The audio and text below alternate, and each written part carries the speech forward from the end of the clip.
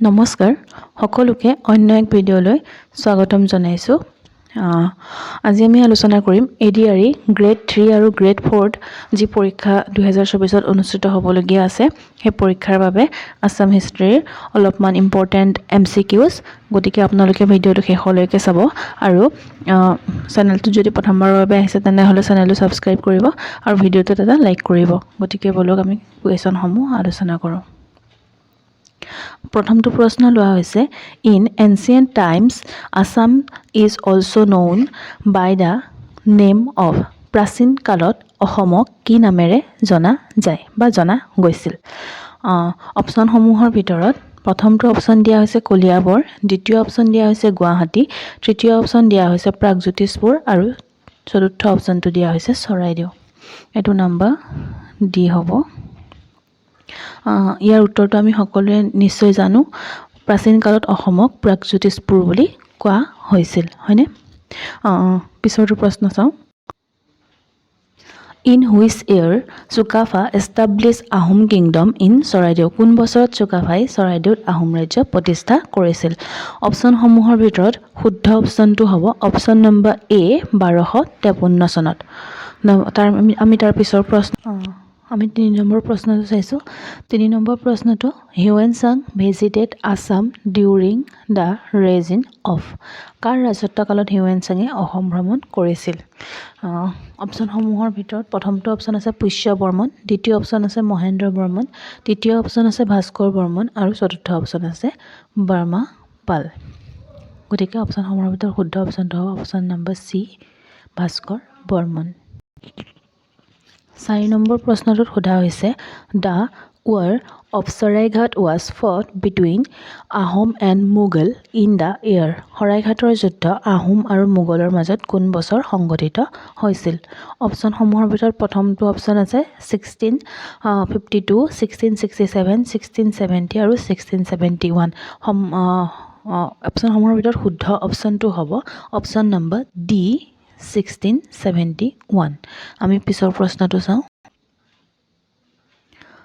5 number প্ৰশ্নটোত সোধা হৈছে when the uprising of Patharughat took place. পথৰুঘাটৰ বিদ্ৰোহ কেতিয়া সংঘটিত হৈছিল?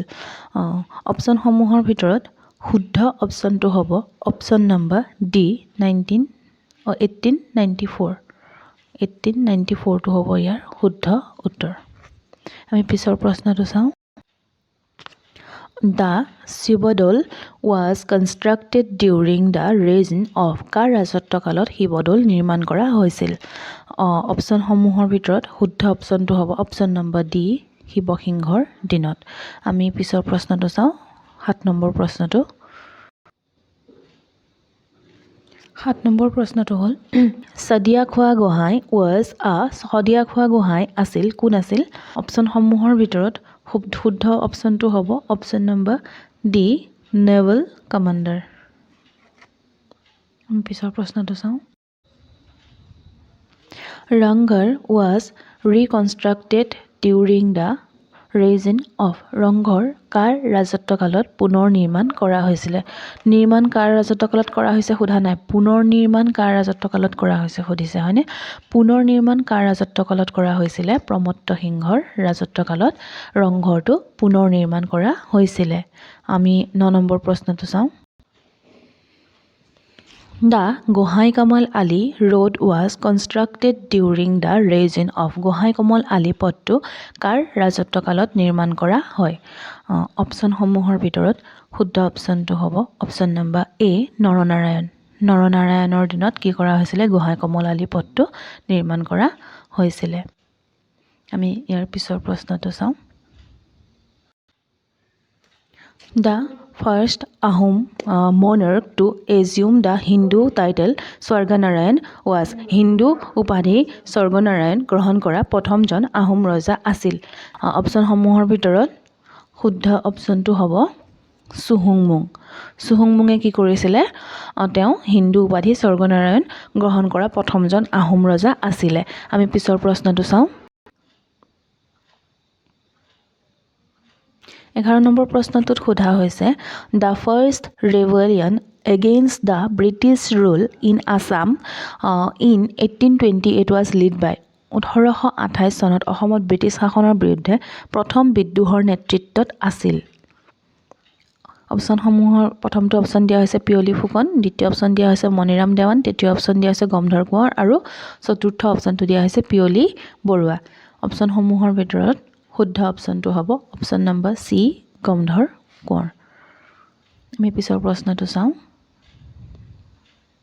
12 নম্বৰ প্ৰশ্নটোত সোধা হৈছে the illustration work of the medieval Assamese text Hastividyarnava was done by মধ্যযুগীয় অসমীয়া গ্ৰন্থ হস্তিবিদ্যানৱৰ চিত্ৰকল্পৰ কাম কৰিছিল চিত্ৰকল্পৰ কাম কোনে কৰিছিল সুধিছে চিত্ৰকল্পৰ কাম কৰিছিলে অপশ্যনসমূহৰ ভিতৰত শুদ্ধ অপশ্যনটো হ'ব অপশ্যন নম্বৰ ডি দিলবাৰ আৰু দোচাই এইটো হ'ব ইয়াৰ শুদ্ধ অপশ্যন আমি 13 নম্বৰ প্ৰশ্নটো চাওঁ 13 নম্বৰ প্ৰশ্নটোত সোধা হৈছে যে who was the first murder of 1942 revolution in Assam 1942 চনৰ বিপ্লৱৰ অসমৰ প্ৰথম শ্বহীদ কোন আছিল চনটো কিমান দিছে 1942 চন হয়নে 1942 চনত কোন হৈছিলে শ্বহীদ অপশ্যনসমূহৰ ভিতৰত শুদ্ধ অপশ্যনটো হ'ব অপশ্যন নম্বৰ এ কনকলতা বৰুৱা আমি পিছৰ প্ৰশ্নটো চাওঁ 14 নম্বৰ প্ৰশ্নটোত সোধা হৈছে যে who was the earliest king of Pragjyotishpur প্ৰাগজ্যোতিষপুৰৰ আটাইতকৈ প্ৰাচীন ৰজা কোন আছিলে সেইটো আমি সকলোৱে নিশ্চয় জানো হয়নে প্ৰথম ৰজা কোন আছিলে মানে প্ৰথম নহয় পুৰণি ৰজা সকলোতকৈ প্ৰাচীন ৰজা কোনজন আছিলে ভাস্কৰ বৰ্মন আছিলে নে মহিৰংগ দানৱ আছিলে নে নৰকাসুৰ আছিলে নে বানসুৰ আছিলে কোন আছিলে অপশ্যনসমূহৰ ভিতৰত শুদ্ধ অপশ্যনটো হ'ব অপশ্যন নম্বৰ বি মহিৰংগ দানৱ আমি 15 নম্বৰ প্ৰশ্নটো চাওঁ 15 নম্বৰ প্ৰশ্নটো হৈছে হু কিল্ড মুৰা দ্য জেনেৰেল অফ নৰকাসুৰৰ সেনাপতি মুৰাক কোনে হত্যা কৰিছিল নম্বৰ এ অপশ্যনত আছে শিৱা বি অপশ্যনত আছে কৃষ্ণ চি অপশ্যনত আছে ভগদত্ত আৰু ডি অপশ্যনত আছে বানাসুৰ গতিকে অপশ্যনসমূহৰ ভিতৰত শুদ্ধ অপশ্যনটো হ'ব অপশ্যন নম্বৰ বি কৃষ্ণ আপোনালোকে নিশ্চয় জানে কৃষ্ণক মুৰাৰী বুলিও কয় হয়নে কিহৰ কাৰণে কয় তেওঁ মুৰাক হত্যা কৰিছিলে সেইকাৰণে তেওঁ মুৰাৰী বুলি কয় আমি 16 নম্বৰ প্ৰশ্নটো চাওঁ 16 নম্বৰ প্ৰশ্নটোত সুধিছে Mula Gabharu the brave wife of Phrasengmung died fighting against ফ্ৰাংচেংমুঙৰ পত্নী মূলা গাভৰু কাৰ বিৰুদ্ধে যুঁজ দি মৃত্যু হৈছিলে অপশ্যনসমূহৰ ভিতৰত শুদ্ধ অপশ্যনটো হ'ব অপশ্যন নম্বৰ এ তুৰ্বাক খান আমি 16 নম্বৰ প্ৰশ্নটো চালোঁ ইতিমধ্যে 17 নম্বৰ প্ৰশ্নটো চাওঁ 17 নম্বৰ প্ৰশ্নটোত সোধা হৈছে what was the usual shape of the Kachari coin কছাৰীসকলে ব্যৱহাৰ কৰা মুদ্ৰাৰ সচৰাচৰ আকৃতি কি আছিলে অপশ্যনসমূহৰ ভিতৰত শুদ্ধ অপশ্যনটো হ'ব অপশ্যন নম্বৰ বি ৰাউণ্ড তেওঁলোকে ব্যৱহাৰ কৰা মুদ্ৰাৰ আকৃতিটো কি আছিলে ৰাউণ্ড আছিলে গোল আছিলে আমি 18 নম্বৰ প্ৰশ্নটো চাওঁ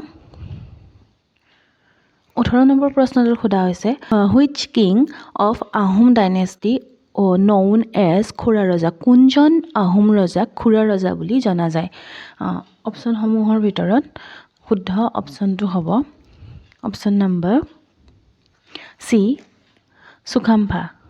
চুকাম্ফাক কি বুলি জনা যায় খুৰা ৰজা বুলি জনা যায় 19 নম্বৰ প্ৰশ্নটোত সোধা হৈছে যে who was the first king of the Koch dynasty Koch ৰাজবংশৰ প্ৰথম ৰজা আছিল কোন আছিলে কোচ ৰাজবংশৰ প্ৰথমজন ৰজা আছিলে বিশ্বসিংহ 20 নম্বৰ প্ৰশ্নটো চাওঁ আৰু এইটো শেষৰ প্ৰশ্ন আৰু এই 20টা প্ৰশ্নৰ ভিতৰত কিমানটা শুদ্ধ কৰিলে আপোনালোকে কমেণ্ট বক্সত জনাবলৈ নাপাহৰিব আৰু ভিডিঅ'টো যদি চাই ভাল পাইছে তেনেহ'লে এটা লাইক কৰিব আৰু চেনেলটো যদি প্ৰথমবাৰৰ বাবে আহিছে তেনেহ'লে চেনেলটো ছাবস্ক্ৰাইব কৰিব আৰু এনেধৰণৰ ভিডিঅ'সমূহ আপোনালোকে সদায় পাই থাকিব আমি শেষৰ প্ৰশ্নটো আলোচনা কৰোঁ the coinage of the Koch kingdom was called কোচ ৰাজ্যৰ মুদ্ৰাক কি বুলি কোৱা হৈছিল হৈছিল ল হ'ব হৈছিল